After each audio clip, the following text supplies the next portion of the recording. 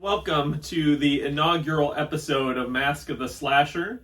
My name is Josh. This is my wife, Krista. Over the Halloween season, which is now come and gone, unfortunately, we decided to start a horror movie-based podcast, but we wanted to approach it from the angle of just being two fans of horror movies, not experts, not people who have seen every movie, not self-styled critics. Just two fans like you that enjoy this stuff and want to kind of explore it a little more, talk about our take on horror movies, different aspects of the genre, things like that. So this first episode, we just want to talk about our origin stories, how we got into horror movies to begin with. And, both of us come from very different approaches to getting into horror movies, so I thought it'd be kind of interesting to start with that, or we thought it would be interesting. So, Krista, tell us a little bit about how you got into horror movies. So, back when I was a youngin', and HBO was a new thing, and my father illegally would get HBO, we both know that they would show maybe 3 movies on rotation. Sure. And then real sex. Can we talk about how creepy that HBO intro was? Where amazing. They're flying through the city and there's that creepy music. It scared me. I would hide from it. It was terrifying. It was terrifying. I don't know why it was. There was just something very ominous about that intro. Yeah. A lot of people say that. A lot of people say how terrifying it is. So while watching HBO, while my father was sleeping, we were able to see whatever we wanted. And one of the movies that would come up would be Poltergeist. And both my sister and I would watch it. And this movie came out in 1982, so it was probably on HBO about 1983 or so. I tried looking this up, could not find the information, so if somebody knows, let me know. I watched that movie and it scared the living shit out of me. Specifically, the toilet paper monster.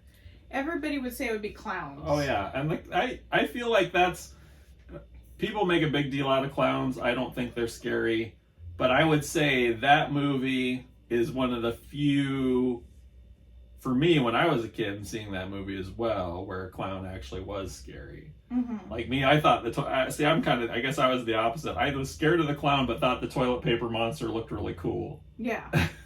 And to clarify what the toilet paper monster is, if nobody else really figured that out, towards the end of the movie, this was after she had taken a bath and they had already packed the truck up and it was the last night. Everybody thought all was calm. There's a point where she runs down the hallway and tries to go into Carol Ann and her brother's room, and this big weird dog beast thing is at the door. He's actually on my shirt, not that you could probably see from that far away, but and so he looked like he was made out of toilet paper, hence why he's called the toilet paper man, at least in our household. So and going back to the clown, no, clowns have never scared me. Maybe it's because I grew up with Ronald McDonald and thought he was the greatest. I don't know. But a clown doll, on the other hand, I am not a huge fan of, and I did acquire one at the Iowa State Fair after watching this movie, and I would have to hide him in my room because I didn't want to see him at night. So that started my like of horror, and I have to say that even watching it, not even a month ago, because I watch it at least 3 times a year, at least. It's kind of it's a comfort movie now. It has held up. For sure. Its special effects have absolutely held up, and it was Tobe Hooper, right? Yes. Who did Texas Chainsaw Massacre. He did a really good job with his movie, and Steven Spielberg was a part of it as well. Yes. So, and Lucasfilms, for that matter, which we learned within the last year or so that they were the ones that did all the special effects, and it was a very early stage in their careers too after Star Wars. So. Right. That's where I started. What about you? Okay. Well, it's kind of funny, you know, I've been racking my brain on this, and for me, it's a little different because horror movies were just always around at my house. My mom was a horror movie fan, my dad not so much, but my mom for sure. And my grandparents, I mean, my mom was raised on horror movies. You know, it kind of got passed down to me. Something I specifically remember is on Saturdays, you know, my grandma would come over to watch me, and there was, I can't remember if it was on TNT or TBS, but they had Monster Vision. And so sometimes they'd show like Godzilla and stuff like that. Other times they'd show like, you know, something a little more on the horror end of things. But also my mom took me to see a bunch of horror movies in the theater when I was a kid.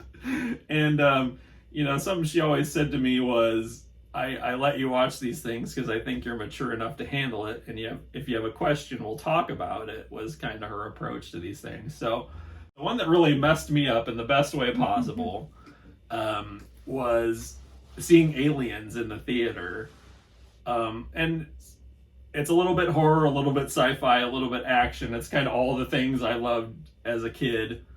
But there were certain parts of that movie, like, even though it's totally outlandish, and obviously I wasn't scared of aliens or anything, but like, there's a part when they first get to the planet and they're going, and the Marines are going into the hive, and the aliens are like camouflaged in the walls, and the walls start moving, and then they attack. That part kind of freaked me out as a kid. And then like the part where they're running from the aliens, and Newt drops down into like that kind of sewer or whatever it is underneath. There's water. She's standing there, and you kind of see a little part of the alien kind of popping up out of the water, and then it grabs her. Those parts really freaked me out in the best way possible. And the effects in that movie by Stan Winston are just fantastic. And that was one that sticks out to me, at least, as being just one of those amazing, life-changing moments. You know, seeing Aliens and Predator and, you know, all these different movies in the theater, which, you know, like I said, kind of border more on the horror sci-fi side, and a little bit creature feature, which, as you're going to find out if you stick with us through this podcast, that I love creature features. Yes.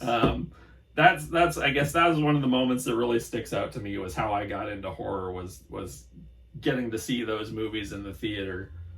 Yeah. Well, yeah, and I definitely, the argument is whether or not that is considered a horror movie, at least in this household. It is definitely on the more science fiction side. I actually didn't watch that movie until way later in life because I didn't care about any of that kind of stuff. I've always been slashers, serial killers, haunted house. That's usually my genre. Krista likes a little more cerebral yeah things, whereas I'm more like slasher or creature feature are probably my favorites, I think. Yeah, I think so. So, you know, in that sense, then the next movie, what do you remember after that movie? See, that I'm not sure. You know, there's so many. I got to approach it from so many different angles. Like I said, watching monster movies on TV with my grandma on Saturday morning, my mom taking me to the theater, but then also when my parents got divorced, I would go over to my dad's and I would talk him into renting me all these horror movies.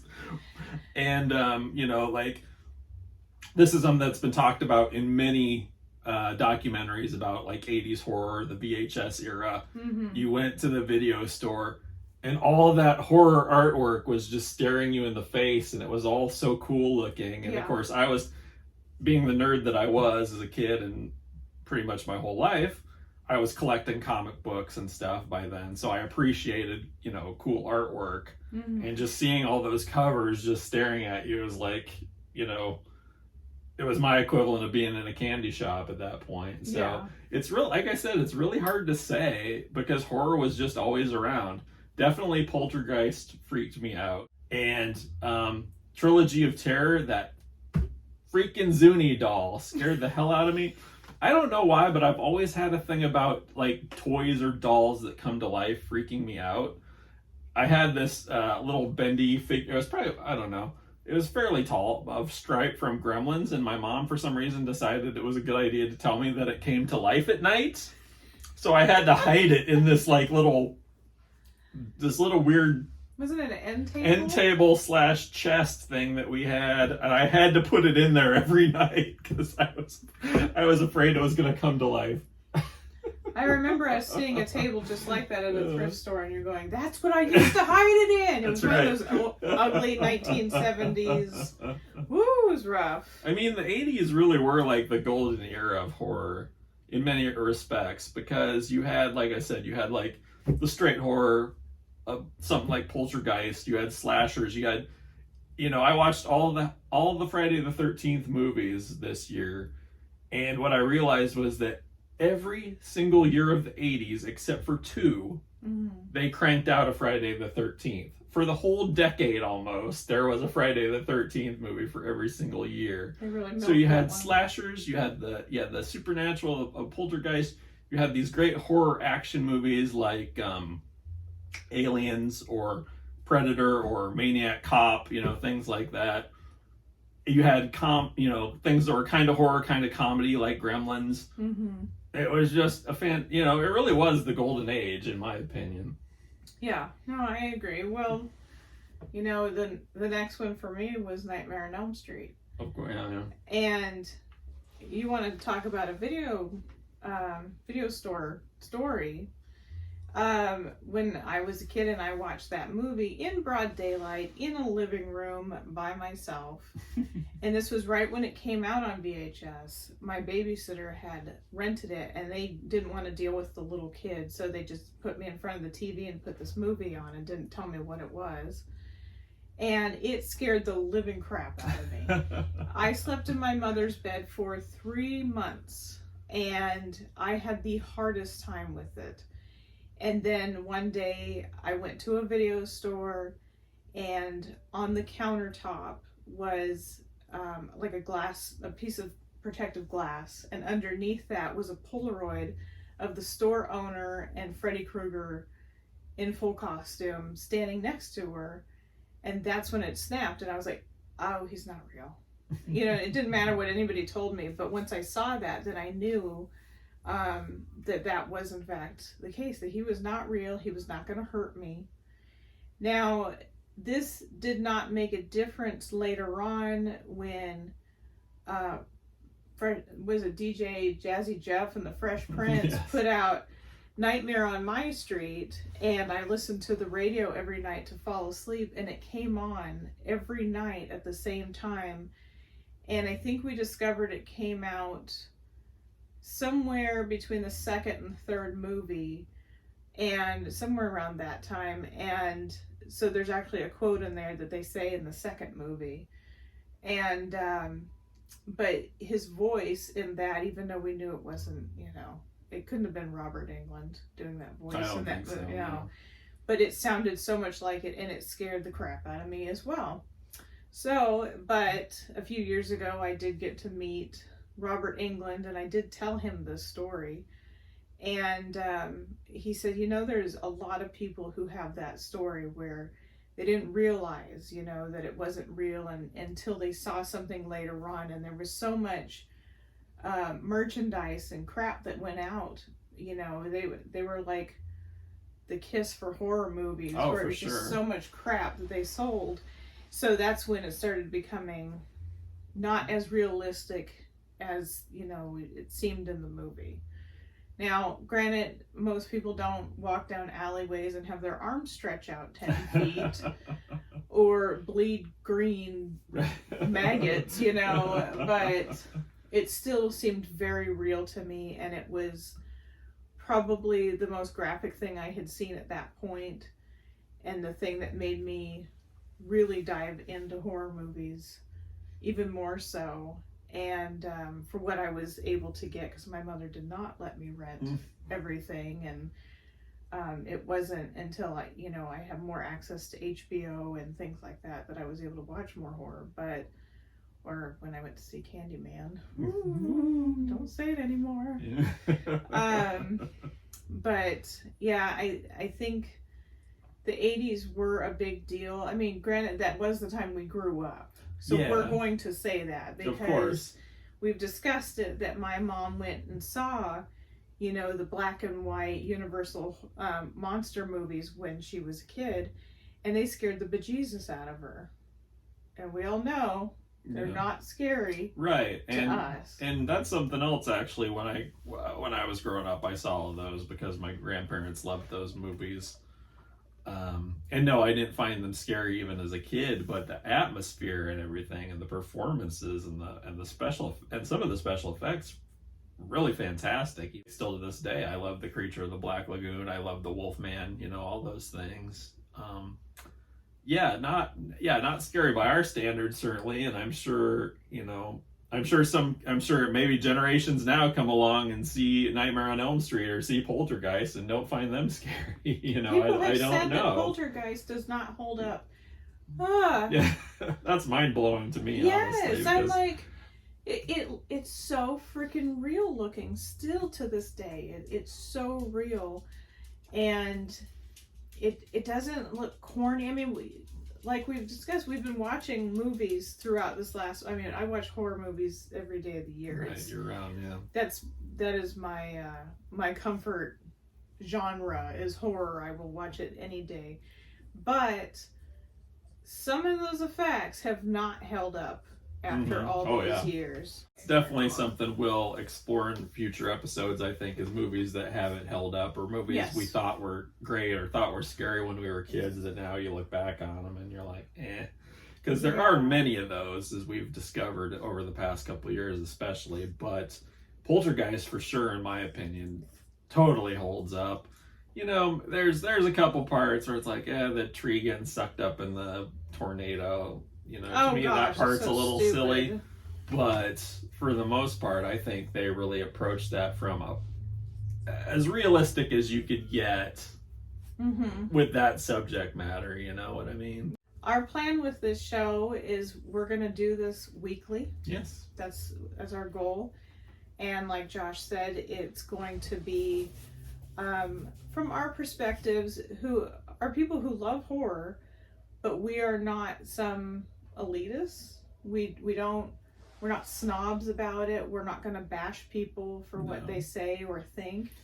This is just people who love horror. Right. And if we talk smack about a specific movie, it's not that we think someone else who might like that movie is stupid or something like that. It's just our opinion, our take on that specific movie, because everybody's going to have a different perspective on it, and it's going to depend how old you are and what stage of your life you saw that movie and what the circumstances surrounding that were, and that's what we want to explore is, as we talk about a different subject every week, it's just going to be kind of like, how did our circumstances shape our view of that? Because Krista, you came at horror from kind of a forbidden fruit aspect, I think. Whereas for me, I was kind of indoctrinated into it by my crazy family. There's some gems out there that they really love. Oh, man. Like the Chupacabra,